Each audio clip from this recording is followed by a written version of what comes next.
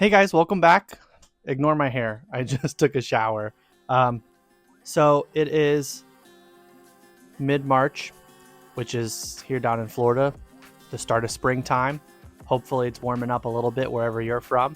And springtime to me means flowers. And so I wanted to do a painting of some flowers today. You guys know me.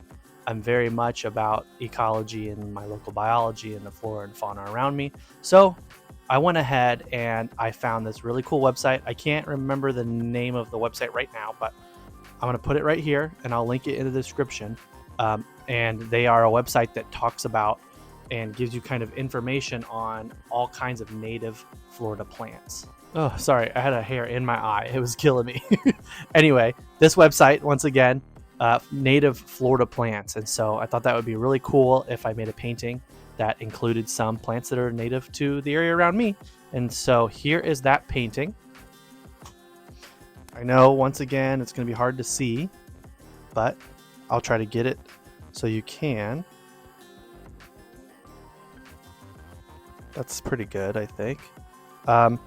And since I had this website, I went ahead and I took some notes. You can see I've got a couple pages of notes, and I'm going to tell you a little bit about each of these species of flower, just the interesting stuff that I found on this website, and I'm going to let you watch me paint them. So let's get right into it.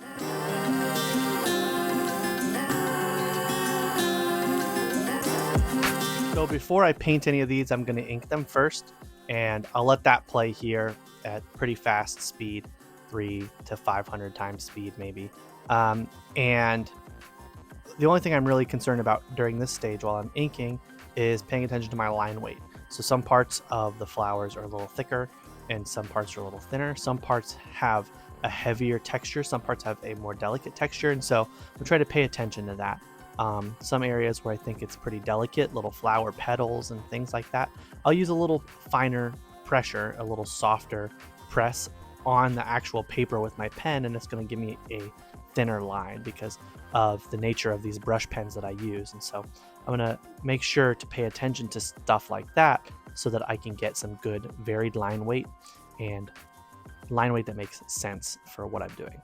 But we're going to go ahead and finish off the inking here, and then we'll get right into all of these flowers.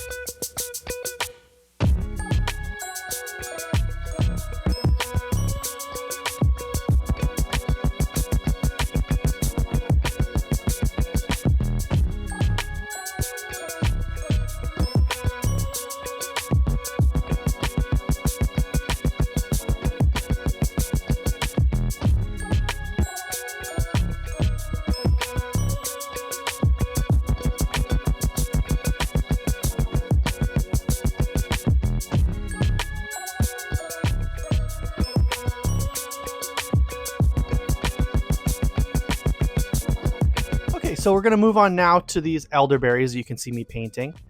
So elderberry is kind of a large bush, small tree, roughly sized plant.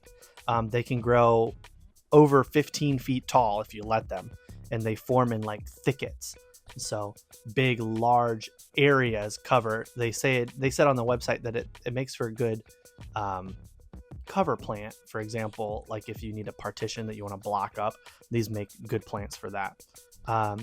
The fun fact that I have about these guys is that they have a very rich ethnobotanical history. If this is the first time you're hearing that word, don't worry, it was the first time I heard the word too. Essentially meaning that there's a lot of different cultures and ethnicities that use these plants for different reasons, botanical and ethno, right? And so I'll explain some of that.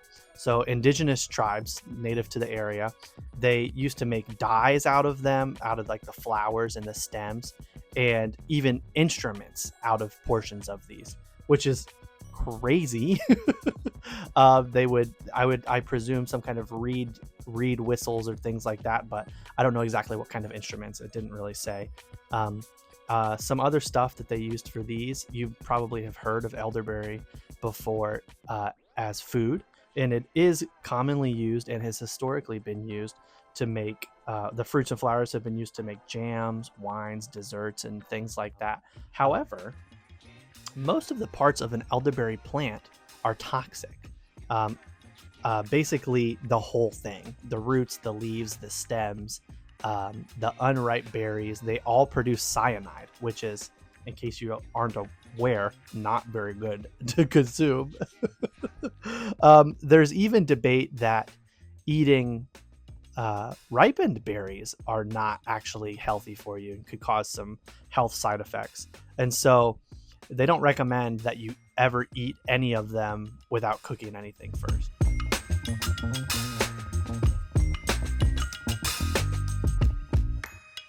So last one for my list. I think I've got a couple more for you at this point. But this is called Pineland Chaffhead, which is a unique name.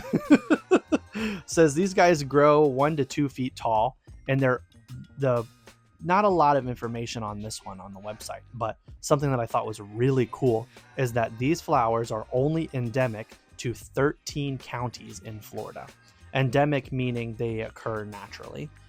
They're only endemic to 13 counties in Florida, including Lee County, which is the one that I live in. And so I've actually seen these guys out before. I didn't know what they were or what they did or how uncommon they were, but they are not a very commonly found or very widespread flower, which I thought was so cool that this very limited range includes the area that I live in. Other than that, there's not a lot of info on these guys that I could find on the website. It does mention that they are pretty drought tolerant. However, they do require lots of water during the summer when it's 100 degrees every day, which makes sense. Most plants would require water regularly in the Florida summers. They're just so hot and overbearing and unnaturally bad. So I get it. Trust me, I need a lot of water during those months too. But really, that's all the information I could find on this guy, at least on this website.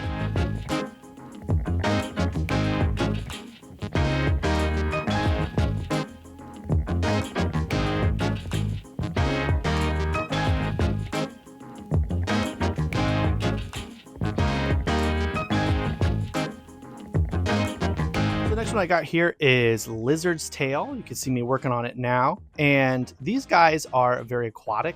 They're aquatic perennials. They grow between 2 to 4 feet tall, and they do that in marshy, boggy areas and swampy areas where there's a lot of standing water on the ground.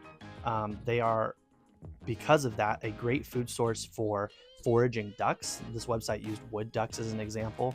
It's something that they really enjoy to snack on. They're also very fragrant. They smell like citrus. People have likened it to orange peels or limes or ginger, which is really crazy. I think that would smell so good. We actually kind of were looking them up. We were thinking about maybe putting some of them in our bog filter in the pond in the backyard, because I love anything citrus. And if these guys smell like that, oh yeah, it's going in the backyard. We looked it up and it's not toxic to the fish. So I think we're going to do that for our bog filter. It is mildly toxic to humans if you consume them, or animals if you consume them. Generally, animals in the wild, other than ducks, obviously, don't really consume stuff like this. So it's not too much of an issue. So here we've got Black-Eyed Susan.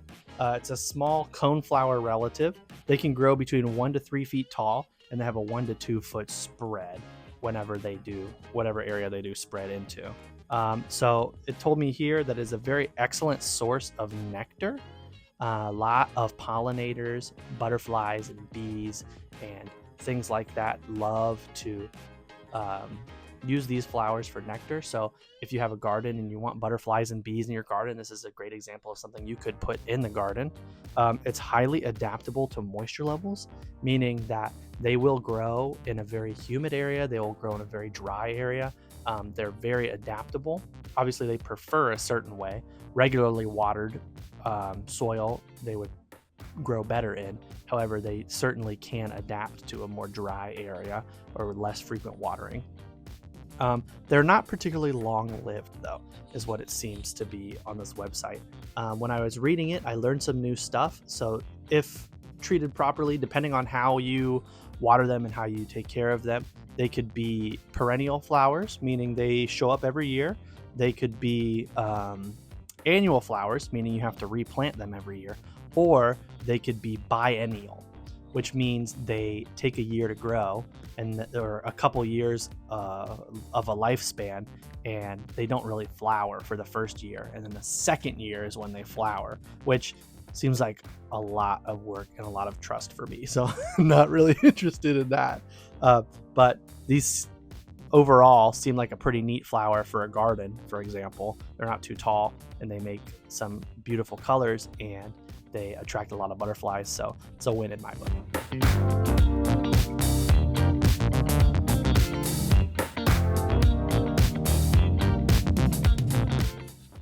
So for this guy, you can see this is kind of the main focal point of the painting. This is called Lady Lupine. I really like the shape of this. I thought this was such a neat looking flower, and I just needed to do a version of it for myself. So I went ahead and put that in here.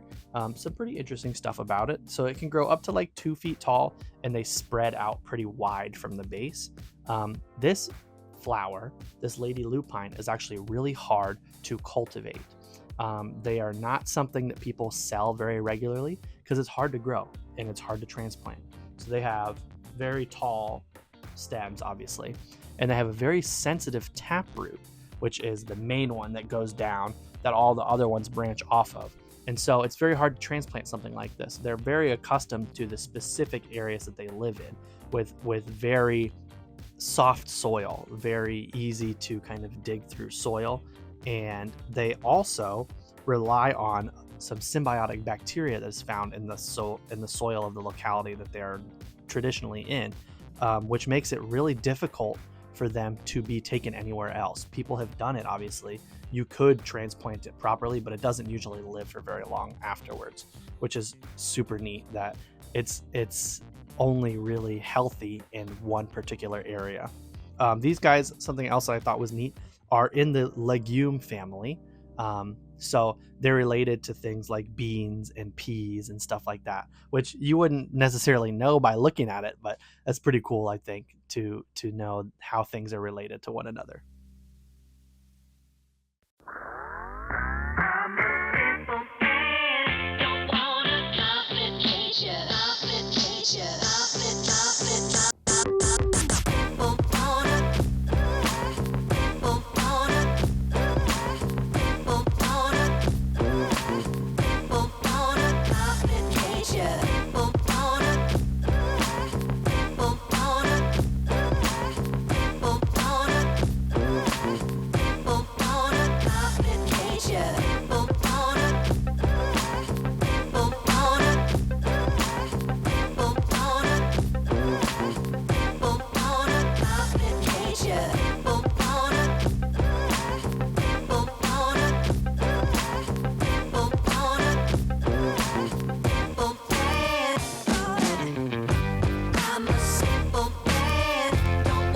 Our next one we got here is Fragrant Pogonia, which is interesting name.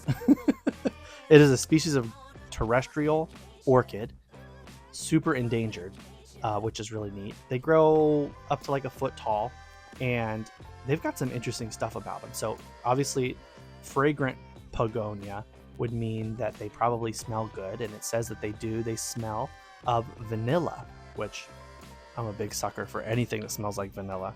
And another thing that I saw here, which was pretty neat, is you'll see me paint the inside of this orchid, the labellum, which is the bottom petal, essentially. has a kind of slight yellow color, and this is to mimic the appearance of pollen so that bees and things like that will enter into the flower looking for pollen and not find any of the pollen they're looking for and get smeared in this sticky substance that they have inside the flowers, where then this flower's pollen, which is not what the bees are looking for, will get stuck to them, and then the bee will fly off with this guy's pollen to another flower, which is pretty cool how these kind of things have evolved to take advantage of the natural processes and desires of bees to look for the color yellow. Like, I always think that's so cool.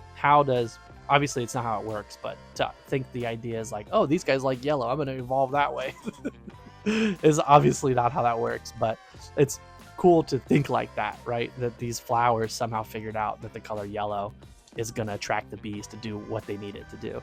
But that's all I got for this one, so I'll finish up the painting and we'll move on to the next one.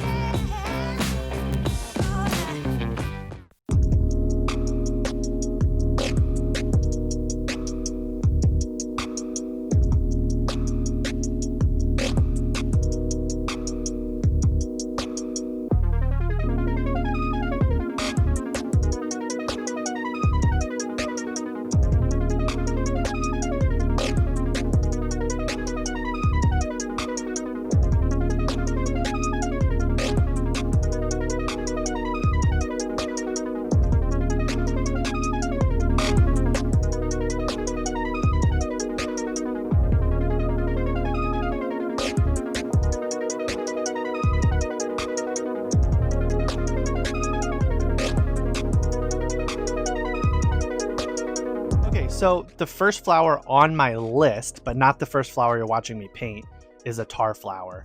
I'm not recording these in the order that I painted them. I'm recording them in the order I wrote them down. So if I reference something that I haven't painted yet, I'm sorry, but I'll try to avoid that. But these Tarflowers are really interesting. So I've experienced these quite a bit. There's a bunch of them in the area that we go disc golfing from time to time. And during season, they're everywhere. So the Tarflower is kind of a shrubby bush, not exactly, but that kind of size. I've got down here, they can be between 4 and 8 feet tall, and they spread 2 to 6 feet wide. So it's a pretty big area for this plant to cover. And some of the things that are cool about these Tarflowers is, as you may be able to guess by the name, they are sticky, and the actual flowers themselves, they produce this, it's not sap exactly, but this sticky residue that bugs get stuck to. And this is what they called a carnivorous fertilizer plant. So when you think of a carnivorous plant, think of like a Venus flytrap or a pitcher plant, right? They eat essentially the bugs, right? They dissolve them and they absorb their nutrients actively. Well, these guys and any carnivorous fertilizer plants like them the bugs will get stuck to the flowers, and then when the flowers fall off later in the season, the bugs that are stuck to them will fall off with them and help to boost the fertilization of the ground around the plant, which is so cool. You know, and I never considered that a plant would even do something like that, and so it's really cool to see something like this and to have personal experience with them.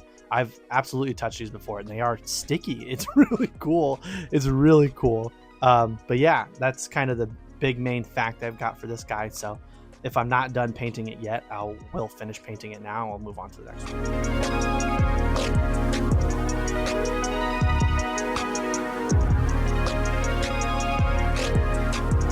All right, so this one, tall goldenrod, is what it's called. And as I'm sure you could guess by the name, these guys are very tall. They grow up to 8 feet tall, which is ridiculous. They're a large pollinator attraction is what I've written down here, meaning butterflies and bees and beetles and things that are pollinators that they go after nectar and they transport pollen over to other plants. They're very highly attracted to these, partially I'm sure because they're so tall and easy to find. They can produce thousands or over 1,000 flower heads per section. So you can see what I've painted here. This section is kind of the top end of what one flower would look like, and they could have thousands of little small flower heads on each of these sections, which is crazy. Another fun fact here that I thought was pretty interesting is it's commonly referred to as Canada goldenrod, because for a while, and it's still highly debated, people thought that this goldenrod species was a subspecies of the Canada goldenrod, and we're not really sure. I don't know.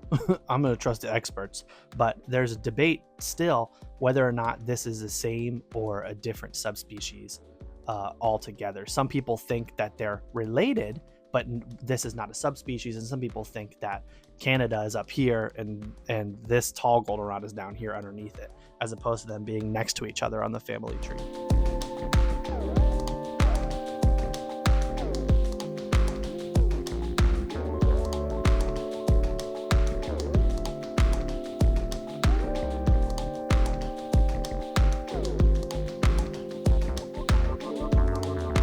It's the next morning. I have to film one more clip, and I forgot to film it last night. Today's the day that it is posted, but essentially, now that I've painted all my flowers, I'm going to go ahead and add some random colors into the background. I'm kind of just picking the colors based on what's around it. I don't want it to be the same color as the flower in front of it, and so I'm going to kind of try to avoid those colors, but otherwise I'm just randomly putting colors in, making them a little darker where I think they need to be a little darker, especially around the light objects. You'll see a little later. Around my elderberry, I went pretty dark so that white really shone and stood out. But you'll see I'm just kind of putting random colors in here to fill up the space. And then when I'm done with that, we'll be finished with the video.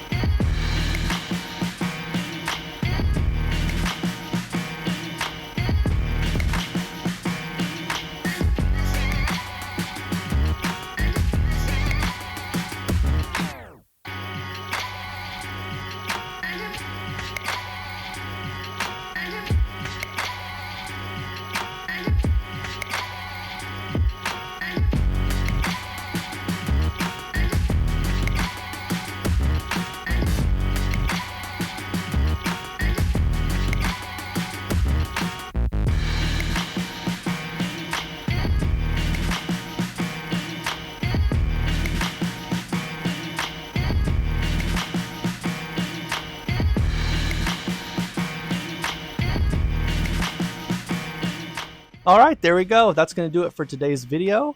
We will pull this guy back up so we can see him. Once again, I'm sorry for the lights. I always put these in frames and then forget that I have to film this later.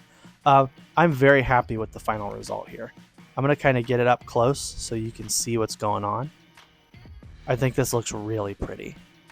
The background was a lot of fun to do. I just went for kind of random colors. And this is really neat. There's a ton of native flowers. So if you guys like this, maybe I'll make a couple more videos like this. I always love getting to learn something while I'm watching people do stuff. So I think this kind of video is really suited for me particularly. If you guys also enjoy it, do me a favor, hit the like, subscribe, leave a comment, let me know so that I know that this is the kind of content you guys want to see me do. I enjoy making this kind of content. So I hope that this is what you guys like too. But you never know, right? So that's why I want your feedback. Let me know. But yeah, other than that, I think we're gonna call this video good. Thank you guys for watching. I really appreciate it. Don't forget to hit the like, subscribe, ring the bell, share with your friends, leave a comment. All the standard YouTube things. It really helps the channel out a ton. I really appreciate it. You guys are the best. I'll see you in the next one.